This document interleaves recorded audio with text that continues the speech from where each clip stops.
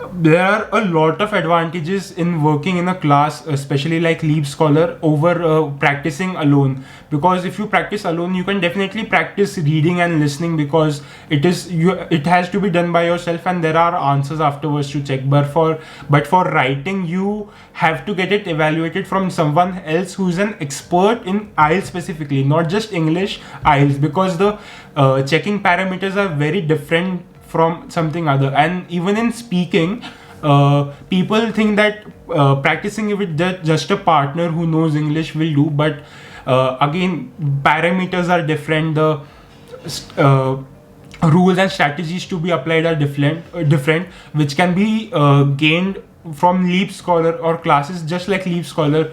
So you will learn all the tips and tricks. Even for modules like listening and reading, you'll gain all the information. And especially for speaking, you are all with the students who are going to appear for your IELTS, and they all are enthusiastic like you, and they'll give you topics, they'll have one-on-one sessions with you, and that is the most effective way to practice speaking.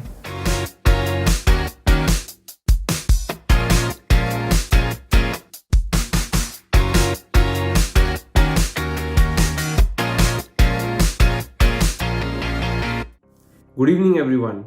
Welcome to our channel. So today we have Shubh Mittal here, who's scored 8 bands in his IELTS exam. Hi Shubh, can you introduce yourself? Tell us about your background and tell us about your experience in your IELTS exam. Okay. Hi Rishabh. Thanks for having me over here. So I scored 8 in IELTS, and I gave my exam through British Council, and I took my classes through Leap Scholar. So I was planning for going to Canada for my further studies, and the only name that came into my mind and through all my friends was Leap Scholar, that it is the new counseling services which offer start to finish and helps the student with everything. So I was quite interested, and I inquired them. So they had this IELTS classes, and I enrolled for it. Yeah, that's that's good. So tell us, what you're doing right now and where are you from? Okay, so I'm born and brought up in Pune itself. I've done my schooling from St. Ursula's in Nigdi. Then I did my 11th, 12th, the plus 2, some people call, in commerce background from Modern College. And currently I'm pursuing my graduation in BBA, specialization in logistics and supply chain management from Symbiosis Skills and Professional University. I'm currently in my 6th semester doing my internship, and as soon as this gets over, I'll be flying off to Canada, hopefully. Yeah, to fulfill your study abroad dream. Yes. We're so glad to be part of this. So, coming back to the questions, did you give a CBT or a paper-based test? And which do you think is better? I gave CBT. The only reason was choosing CBT over PBT because my handwriting is so bad that even I can't understand and read my handwriting. Moreover, when I researched about this, so CBT has a lot of advantages and benefits over paper-based test. So in writing, you have the word count written below, so you have the ease to just type fast, and while making corrections you can just use the backspace button and correct your spelling mistakes or any additions you want to make. Whereas in reading and listening, there's highlight option. There's an option that you can mark to the questions that were dicey and you want to change the answer in future. So CBT overall offers a lot of benefits from paper-based test. There is only one criteria for choosing paper-based test over CBT, which will be if you are not acclimatized with typing fast, or you don't have a background or experience in typing. That's the only reason. So you say that you're good at typing and you chose the right, option that you had. I'll not say I'm good at writing, I'm just moderate, but it is definitely better than my handwriting. So CBT it was. I'm sure most of our viewers can, relate. Yeah, so how many days did you take to prepare for the exam? Overall, I took a month and a half to prepare, but I wasn't really serious in the first 15 days. But the month before my exam, I got really serious. I used to practice 2 test papers per day, and the last week was just hectic because I had my university exams, but still I used to give 2 papers of each. Yeah, practice makes man perfect. Yeah, definitely in IELTS at least. Right. So basically, what can you tell us? What are the important things students should keep in mind before the exam?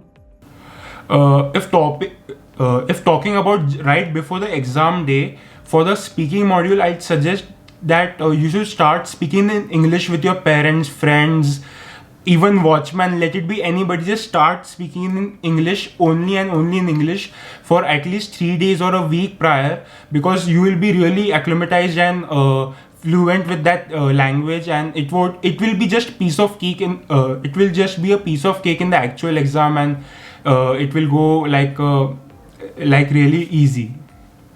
Uh,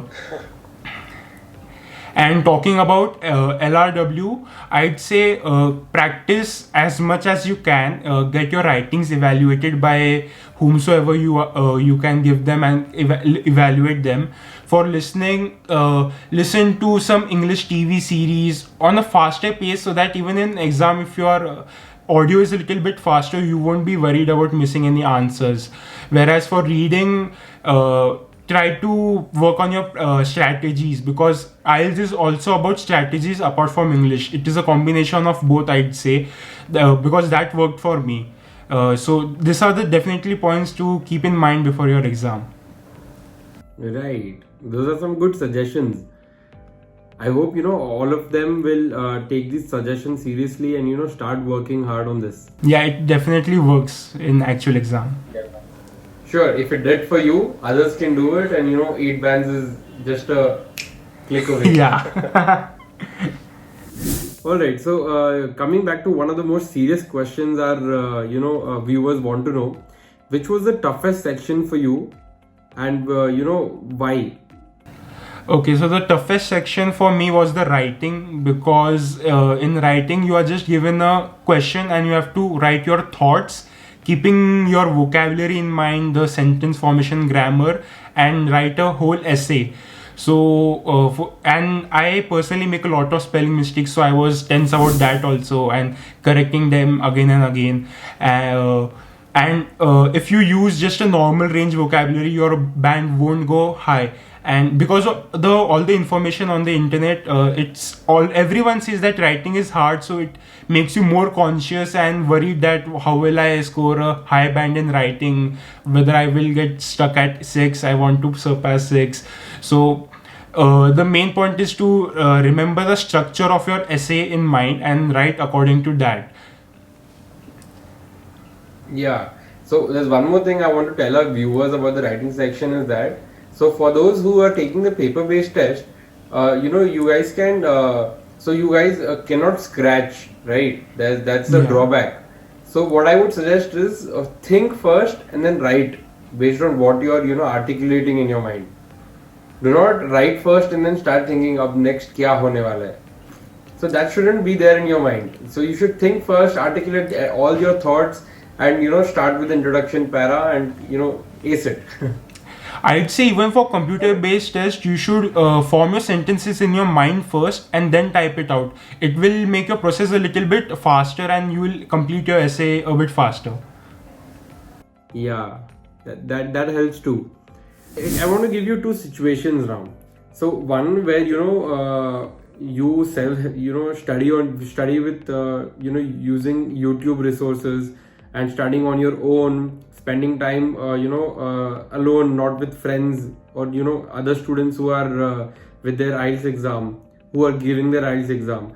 And the other situation is where you enroll with our Leap Scholars curriculum, IELTS curriculum, and you have the resources that we are providing. Did you get an edge over Leap Scholar?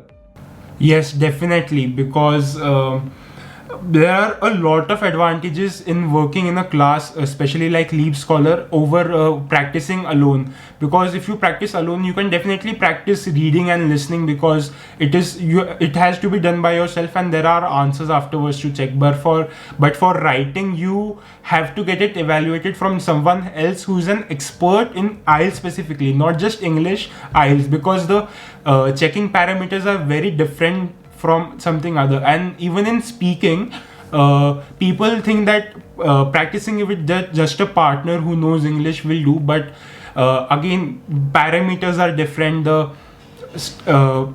rules and strategies to be applied are different, which can be gained from Leap Scholar or classes just like Leap Scholar. So you learn all the tips and tricks. Even for modules like listening and reading, you'll gain all the information. And especially for speaking, you are all with the students who are going to appear for your IELTS, and they all are enthusiastic like you, and they'll give you topics, they'll have one-on-one sessions with you, and that is the most effective way to practice speaking. And yet, you scored 8 bands. Yeah. Great. Yeah, so coming to the most important question, some of our students want to know, what are the biggest myths you think students have for their IELTS preparation? So the first myth that comes to my mind, because even I used to feel the same, which was for the speaking module, in which I used to think that we have to just talk about English and our higher vocabulary and be fluent. But it's not like that. When I came to know about the part 2, in which we get a minute to prepare to talk about a specific topic for 2 minutes, people get really nervous, and you have to calm your nerves and be confident enough to use just simple words, but in a fluent and grammatically correct manner, so that you can score well. It is not just talking in English, but using your mind and strategically placing those words in your sentences, using idiomatic expressions to higher your band in speaking. That is the first thing that comes in my mind, that drastically changed after I started my preparations. Wow, I can see the difference in your speaking now. Alright, coming to the last question and the most important question for you. So the question is, what will be your top 3 tips or advices for other students? Okay, so as I mentioned earlier, the first tip for the speaking module is that you have to start speaking in only English, not any other language, at least 3 days or a week prior to your exam. That will really help you. Second tip is that whenever you write your essay, get them evaluated from a certified instructor, and work on those evaluation, get those rectified, make improvements. Don't just stick to your mistakes. And for writing, the format of the essay really matters, like the body paragraphs, the structure of the body paragraph, which sentence type to use is really important. Third tip will be for listening. So people tend to just keep on finding an answers for specific question in listening, but what you have to do is you have to move with the audio. You can't just stick to a question, because if you do that, you will miss the next 3 or 4 questions, and that's definitely bad than missing one. So keep moving on with the audio, keep answering. You'll get 30 seconds after your section to remember those answers if you can, but keep moving on with the audio. Great. Those 3, amazing tips would definitely help our students. Yeah. Great. Yeah, we're so glad to have you, Shubh, with us, and thank you for sharing your experience, and congratulations for 8 bands. Thank you so much, all the Rishabh. best for your success ahead. Thank you. It was really great having this interview. I hope this could be helpful for other students who are preparing for IELTS. Hey, guys, if this interview helped you, please type it in the comment box. Thank you. Thank you for joining. Thank you.